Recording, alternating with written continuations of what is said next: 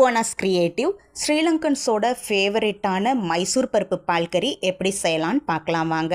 இந்த தட்டில் காட்டியிருக்க அத்தனை பொருட்களையும் மைசூர் பருப்போடு சேர்த்து முக்கால் பதத்துக்கு நம்ம வேக வச்சுக்க போகிறோம். அது வெந்துட்டுருக்கும் சமயத்திலேயே நம்ம இதுக்கு தேவையான தேங்காய் பாலை ரெடி பண்ணிக்கலாம். 3ஆம் பால் 2ஆம் பால் தலைப்பால்னு நம்ம தேங்காய் பாலை ரெடி பண்ணி வச்சுக்கணும். தேங்காய் பால் கிடைக்காதவங்க பசும்பால் அல்லது பேக்கெட் பால் அல்லது மில்க் பவுடர்னு எதை வேணாலும் யூஸ் பண்ணிக்கலாம். டேஸ்ட்டில் பெருசாக டிஃப்ரென்ஸ் எனக்கு தெரியலை.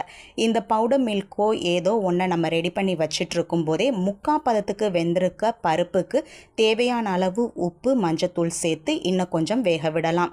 அது வெந்துட்டு வரும்போது வாசனைக்காக நம்ம பெருஞ்சீரகம் கொஞ்சம் சேர்க்குறோம். இதை சேர்த்து முடிக்கவே நம்ம எண்ணெய் லைட்டாக சேர்த்துக்கலாம். எண்ணெய் சேர்க்காமலும் இது செய்யலாம்.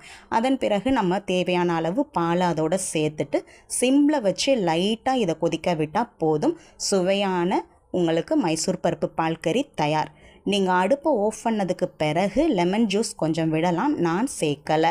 டேஸ்டான மைசூர் பருப்பு பால் கறியோட சாதத்துக்கு அல்லது ரொட்டிக்கு, அதுவும் இல்லாட்டி பான் மீன்ஸ் ப்ரெட்டுக்கு அதையும் தாண்டி நம்ம இடியாப்பத்துக்கு செம்ம காம்பினேஷனாக இருக்கும். கண்டிப்பாக ட்ரை பண்ணி பாருங்கள்.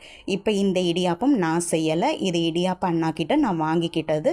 இந்த இடியாப்பத்துக்கு நான் செஞ்ச பருப்பு கறியை ஊற்றி நான் சாப்பிட்டு பார்க்குறேன். ரொம்ப டேஸ்ட்டாக இருக்குது. இது என் அம்மாவோட கைப்பக்குவம்.